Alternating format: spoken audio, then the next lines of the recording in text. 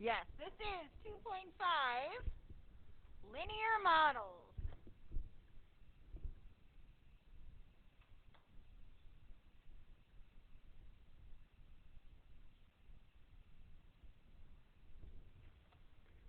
Now, back in the day when we talk about linear models, we had to talk about scatter plots.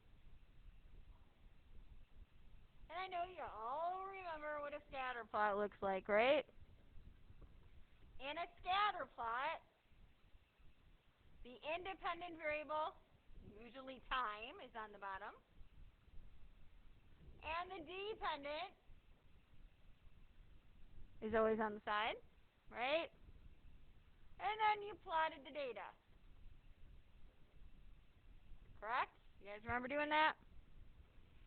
Okay. Now, there are several different ways this data can fall. So how the data is grouped is called its correlation.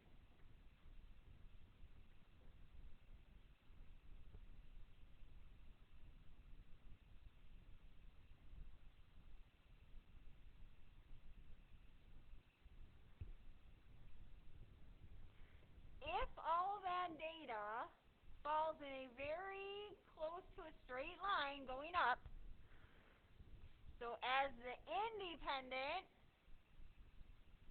goes up, the dependent also goes up, this is a strong positive correlation.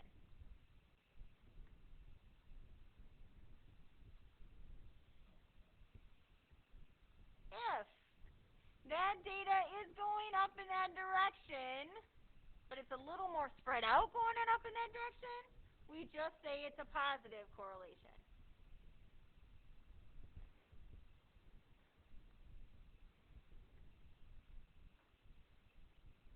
If that data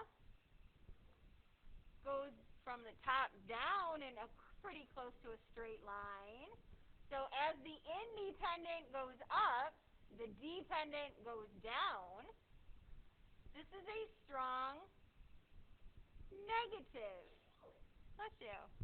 negative correlation. So if it is, again, going down, but it's a little more spread out going in that direction, this is just negative.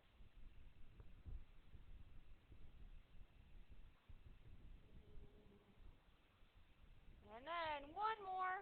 If that data doesn't follow any kind of direction at all, and it's all over the place, we say this has no correlation.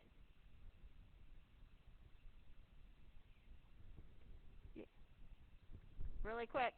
Today's important, okay? Alright. So you guys are good with the whole correlation thing? So here's the deal today. The first two questions in your homework, you got to plot the points and decide the correlation. Seem pretty easy? Right? Okay. So now let's move on. Now, the idea of a scatter plot was after you plotted the information, I had you draw this beautiful line through the middle of the data. Right? What did we call that? The line of best fit. Very good. This is the line of best fit. We use that in science a lot, don't we? Alright. Then, what we did before is we found 2 points that fall closest on that line and calculated an equation. The equation for the line of best fit is called the trend line. So the equation itself is called the trend line.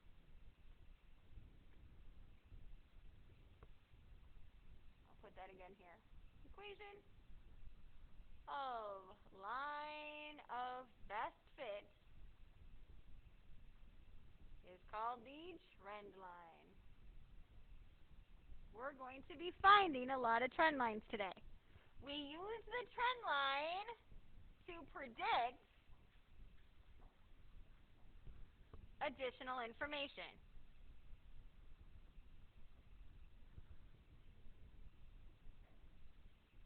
Alright? So I am not going to ask you to find the trend line the old-fashioned way. You are going to use a calculator. Okay? That's why today is important. So, we are going to find the equation. Let's do example number 1. Let's do this. I want you to find the trend line. Alright. And finding the trend line, we're going to do points. Let's go with points, how about 1, 4, 3, 7, 5, 6, and let's go one more point, let's say 7, 10. Okay? I want to find the trend line. If we were to plot those, that's 4 points right on our graph. What I want to do is find the equation that fits those 4 points the closest. Here's what we do. We grab our wonderful calculator. So everybody grab your calculator. We're going to talk about this next. Hold on 1 second. I got to get...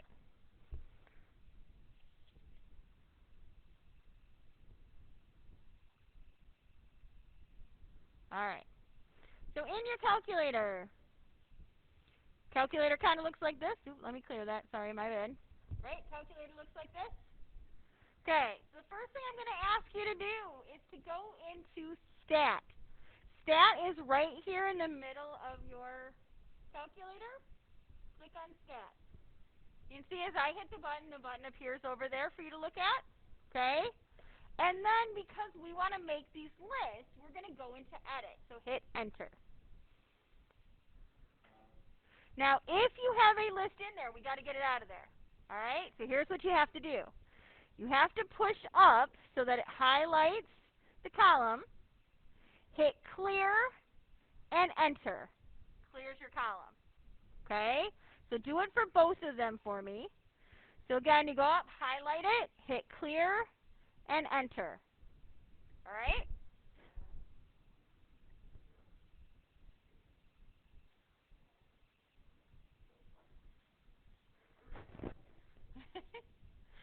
All right. So now, again, you can see the buttons are over there.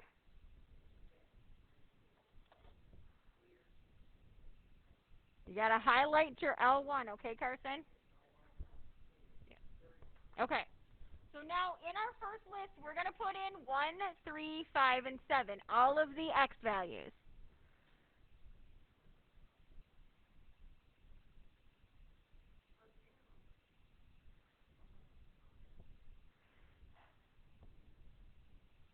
Then I want you to go to list 2 and put in your Y values. Okay? You hit 1, enter. 3, enter. Hey guys.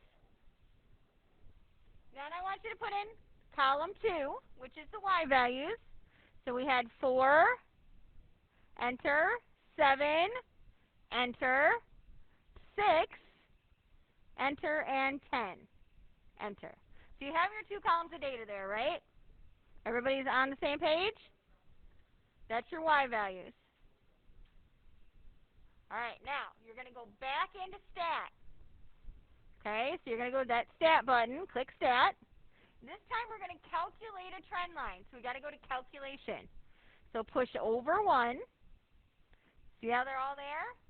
Now, if you look at number 4, that says line reg. That's a line regression. And look, it's in that form, AX plus B.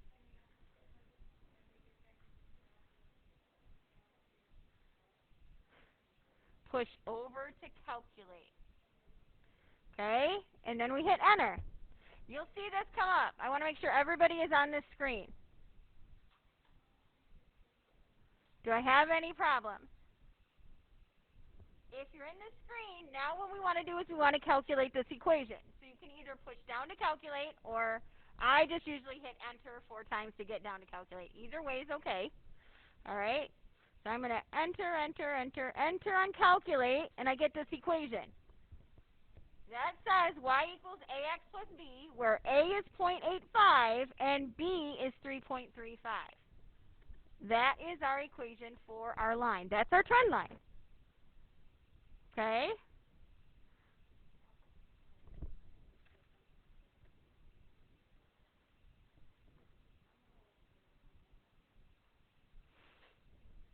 So what's your question?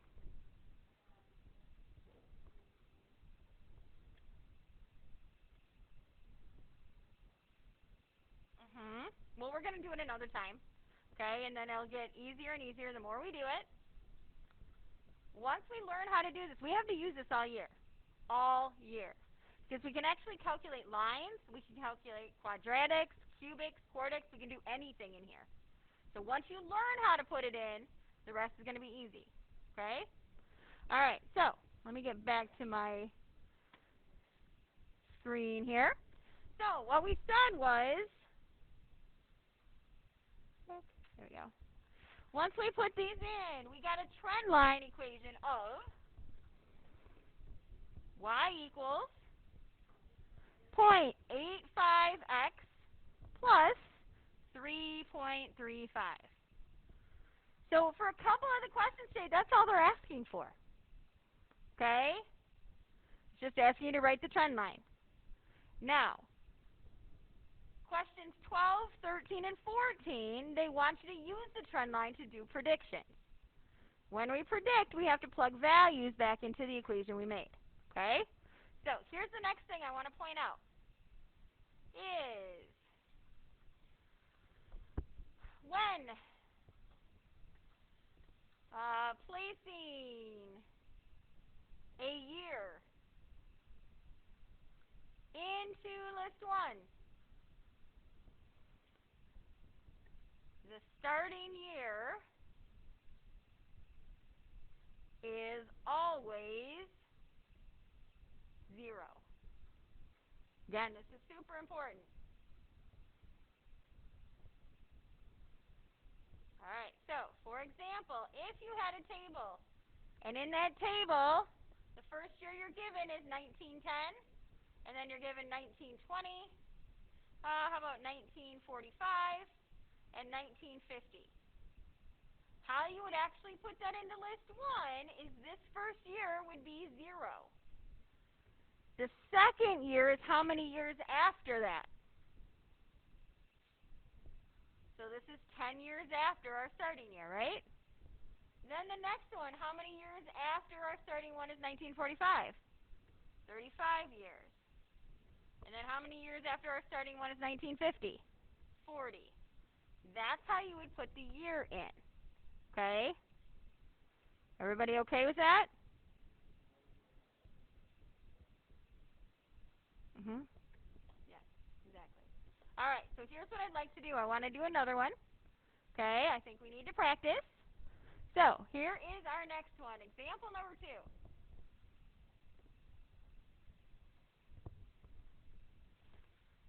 I'm going to tell you, and this time I'm going to do a table horizontally, because a lot of them are horizontally today in your book. I'm going to put the year on top, and books on the bottom. Alright, I'm going to tell you, in 1970, I had 4 books in my den. You did. In 1980, I was up to 10 math books in my den. In the year 2000, I was up to 20 math books in my den. And in the year 2015, I had 35 books in my den. Okay? Now, I want you first. So, part A, I want you to write the trend line. That's what we're going to do first. Okay? Then part B, I want you to predict the number of books I will have in 2025. Okay? And then for part C, when will I have math books. Alright, so we're going to do 3 different things for this question. Okay? So the first thing we have to do is put this into stat. So, this first year, we're going to use 0. Our second year, how many years past the first one is it? 10, good. And then the year 2000 is how many years after we started? 30. And then how many years after that? 45. Okay. So these are the numbers you're putting in list 1. These are the numbers you're putting in list 2. Okay? Alright, so I want you guys to try. Go into list and enter that data. And I'm going to do it too. Just got to get it written down really quick.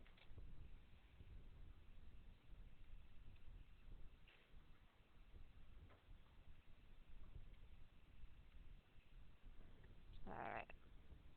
So I'm going to go back into my calculator I got here. Let me clear what I got. Alright. So I go into stat. Right? I go into edit. So I hit enter. In list 1, I'm going to put in my 4 list 1 values, which is 0, 10, 30, and 45. Then I'm going to go over to my list 2. And I'll put in my number of books. I have 4, 10, 20, and 35. Alright, are we all good? Okay. Now, to get to our equation, you go back into stat. So you hit the stat button, push over to calculate, and down to line reg number 4. Enter. Okay, and then of course you can either push down to calculate and hit enter, or you can just hit enter all the way down. It's up to you. Alright, and we get this beautiful equation. Now, because there's decimals, I need you to take 3 decimal places. Alright, 0.664x plus negative. Check your math. Check what you put into your calculator. Because we got 3.148, right? Is that what you guys all got? You can round up or you can leave it the same. You can truncate, just cut it off if you want to. Either way is okay. Alright. Alright, so here we go. I'm going to go back to my screen I had here. Alright, so let's write our equation down. Ooh. Maybe I'll write my equation down. So we have y equals 0.664x plus 3.148 or 15 or anything in there, okay? Now, that was part A. Part B. We go into here and you're going to predict the number of books in 2025. That out of the way. Which means 25 is how many years after 1970?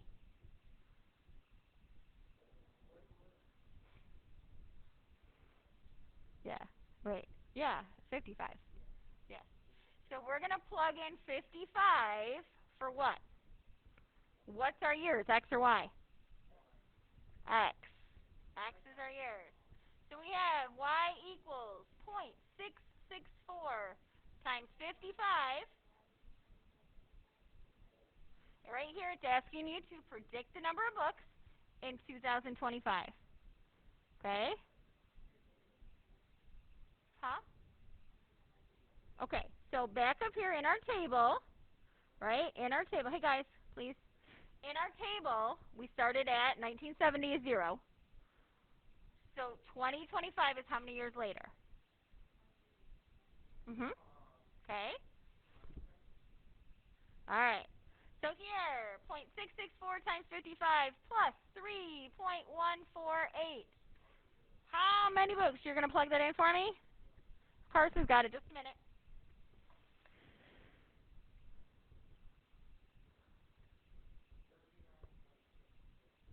And if I have part of a book, I need all the books, so I'm going to call it 40. What? Okay, so everybody's okay with what we're doing so far? Alright, part C, it wants to know when will I have 100 books.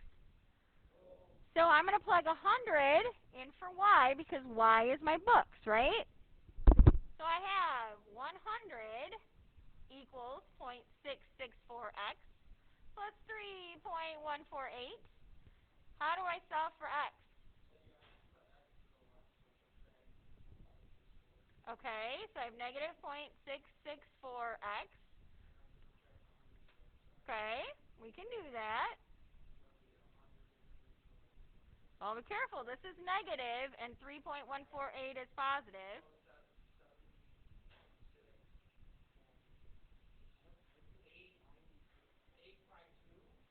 96.852.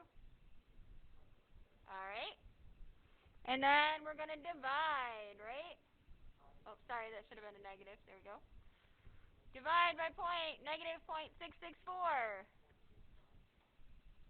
What do we get?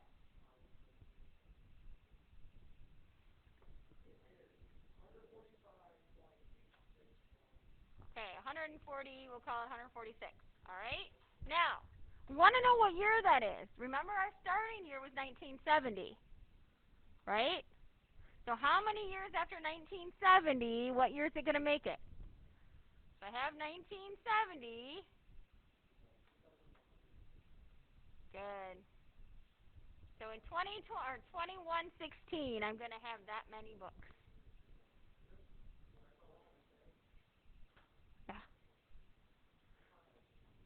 All right, so here's what I need for you guys. Okay, you have 15 minutes, gentlemen. You have 15 minutes before the end of the hour, right? Obviously, you can tell your homework needs these calculators. So guess what you need to do right now?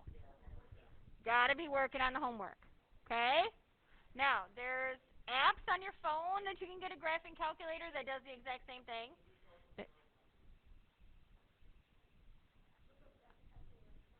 Yeah. The one I like the best is called Wabbit Emu. Yeah. Starts with a W. That's the one that actually looks like your graphing calculator you use every day. Mhm. That's the best one, but it only works on an Android.